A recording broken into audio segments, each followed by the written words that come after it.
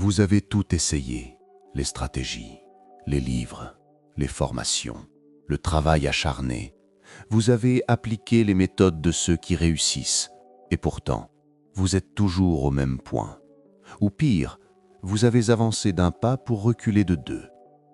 Vous sentez cette résistance invisible, comme un mur de verre que vous heurtez chaque fois que vous êtes au point de passer un cap.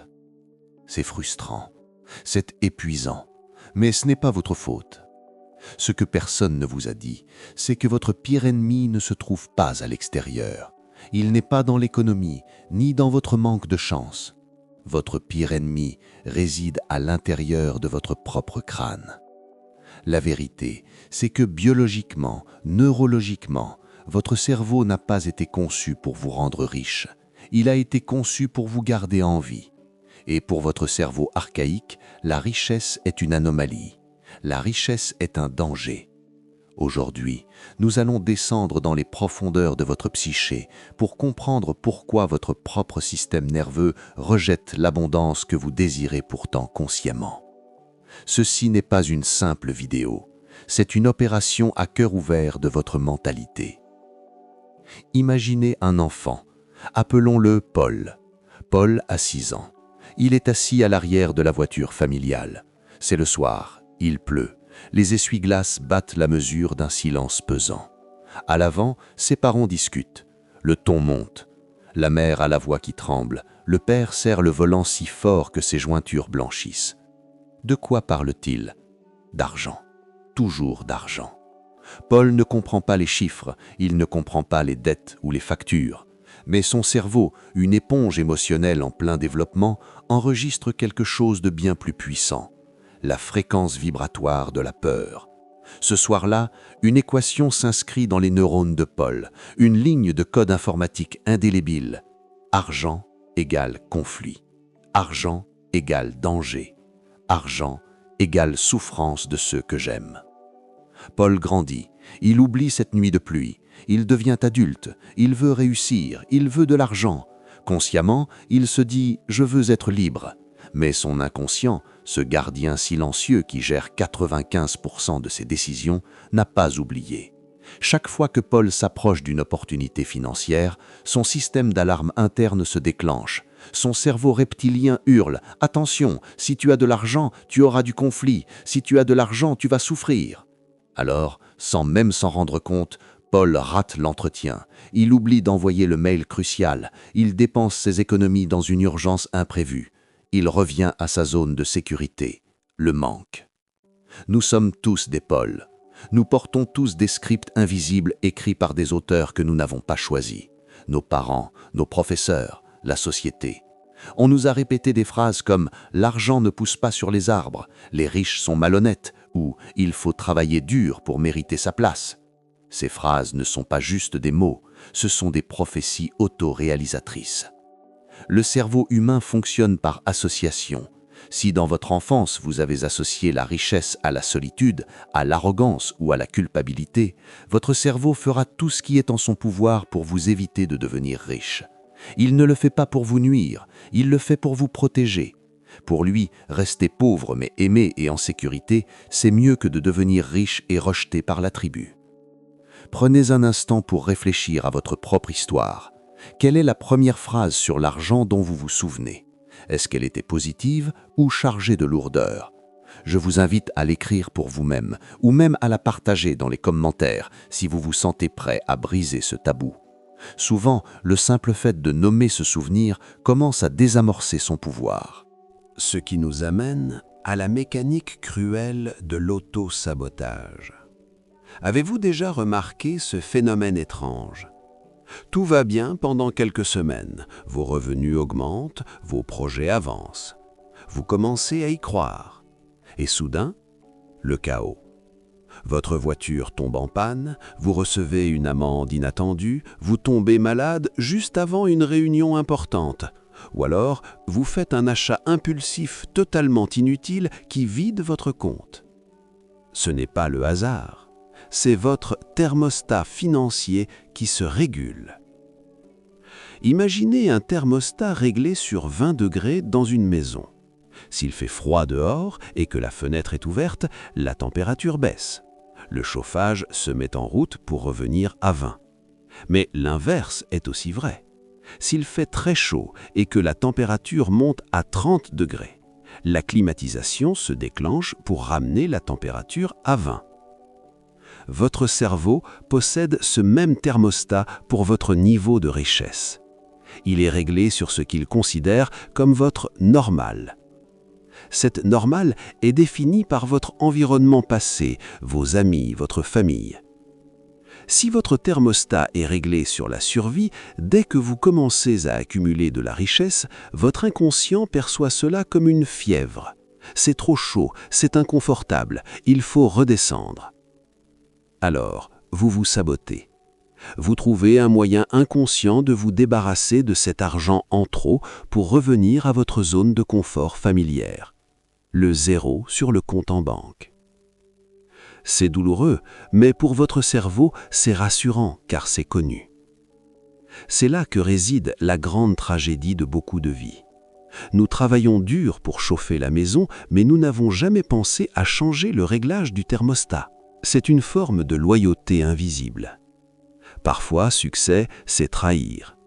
Si vous venez d'un milieu modeste, devenir riche peut être perçu par votre inconscient comme une trahison envers votre famille. Qui suis-je pour avoir plus qu'eux ? Cette culpabilité silencieuse est un frein à main serrée en permanence alors que vous essayez d'accélérer. Vous reconnaissez-vous dans ces cycles ? Avez-vous déjà eu l'impression que l'argent vous brûlait les doigts dès qu'il arrivait ? C'est un sentiment très courant, mais rarement avoué. Si c'est le cas, sachez que vous n'êtes pas seul face à cette lutte. Tout cela crée un conflit intérieur violent. Une guerre civile se joue en vous. D'un côté, il y a votre cortex préfrontal, la partie logique, moderne, intelligente de votre cerveau. C'est elle qui regarde cette vidéo. C'est elle qui fixe des objectifs, qui veut voyager, investir, bâtir un empire. Elle crie « Je veux plus ».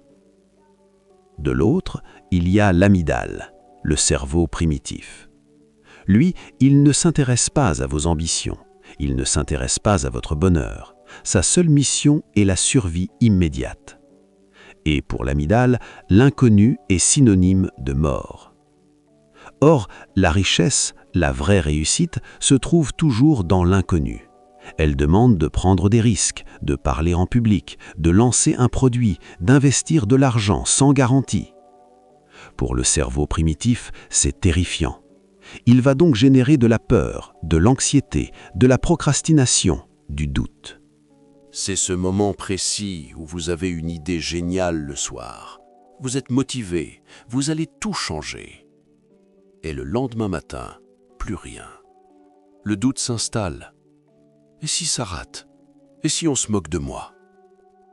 C'est votre système de défense qui a repris le contrôle. Il vous a drogué avec des hormones de stress pour vous forcer à rester dans la caverne, là où c'est Sul. Le conflit est épuisant. C'est comme conduire avec un pied sur l'accélérateur et l'autre sur le frein. Le moteur rugit, ça consomme énormément d'énergie, vous êtes fatigué à la fin de la journée, mais la voiture n'a pas bougé d'un centimètre. Il faut comprendre que votre cerveau déteste le vide et l'incertitude. La pauvreté, aussi difficile soit-elle, offre une forme de certitude. Vous savez comment gérer le manque, vous l'avez fait toute votre vie. Vous êtes un expert en survie. La richesse, elle, apporte de nouveaux problèmes que vous ne savez pas encore gérer. Et le cerveau préfère un malheur connu à un bonheur inconnu. C'est une réalisation brutale. Votre stagnation n'est pas un manque de compétences, c'est une réussite biologique. Votre cerveau réussit parfaitement sa mission, vous gardez exactement là où vous êtes, en sécurité, loin du changement. Mais vous n'êtes pas obligé de rester esclave de cette biologie. La bonne nouvelle, c'est que le cerveau est plastique, il peut changer, il peut être recablé. On appelle cela la neuroplasticité. Mais cela ne se fait pas en récitant des affirmations positives devant un miroir. Cela demande un travail de fond, une reprogrammation chirurgicale. Comment convaincre votre cerveau que la richesse n'est pas un danger, mais une sécurité? Premièrement, il faut identifier le virus. Vous devez traquer vos croyances limitantes comme un détective. Observez vos pensées lorsque vous payez une facture. Observez ce que vous ressentez quand vous voyez quelqu'un de très riche passer dans une belle voiture. Est-ce de l'envie, du mépris, de l'admiration? Ce sentiment est la clé. Si vous ressentez du mépris pour la richesse, vous ne pourrez jamais l'attirer, car votre cerveau vous empêchera de devenir ce que vous méprisez. Deuxièmement, il faut l'exposition progressive. Vous ne pouvez pas passer de 0 à 1 million sans faire sauter les plombs. Il faut habituer votre système nerveux à de nouveaux niveaux de confort. Allez prendre un café dans le lobby d'un hôtel de luxe, juste un café. Restez assis là, regardez autour de vous. Habituez votre cerveau à cette ambiance, montrez-lui que vous n'êtes pas en danger, que le toit ne s'effondre pas, que les gens sont normaux. Petit à petit, votre thermostat va se régler sur cette nouvelle température. Ce qui était exceptionnel deviendra normal, et quand la richesse devient votre nouvelle normalité, votre cerveau arrête de la combattre. Il commence même à travailler pour la maintenir. Il faut aussi changer votre récit identitaire. Cessez de dire « je veux devenir riche ». Commencez à agir comme la personne qui est déjà en train de le devenir. La richesse est un état d'esprit avant d'être un chiffre. C'est une posture, c'est une discipline. Ce n'est pas de la magie, c'est de la mécanique mentale. Le chemin sera long. Il y aura des rechutes. Votre vieille programmation tentera de revenir, surtout en période de stress. C'est normal. Mais maintenant, vous savez. Vous avez la lumière. Vous savez que cette voix qui vous dit « laisse tomber, c'est trop risqué », ce n'est juste l'écho d'un vieux mécanisme de survie qui a peur de grandir. Vous avez le droit de réécrire le script. Vous avez le droit de dire à votre cerveau « merci de vouloir me protéger, mais je prends les commandes maintenant. » La richesse n'est pas seulement une accumulation de biens, c'est la liberté de devenir qui vous êtes vraiment, sans les chaînes de la peur et du manque. C'est l'héritage que vous laisserez à votre tour, non pas de peur, mais de possibilités.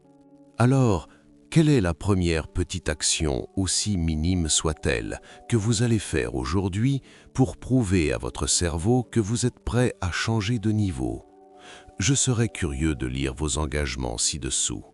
Parfois, l'écrire, c'est le premier pas vers la réalité. Merci de votre attention. N'oubliez pas, tout commence et tout finit dans votre esprit.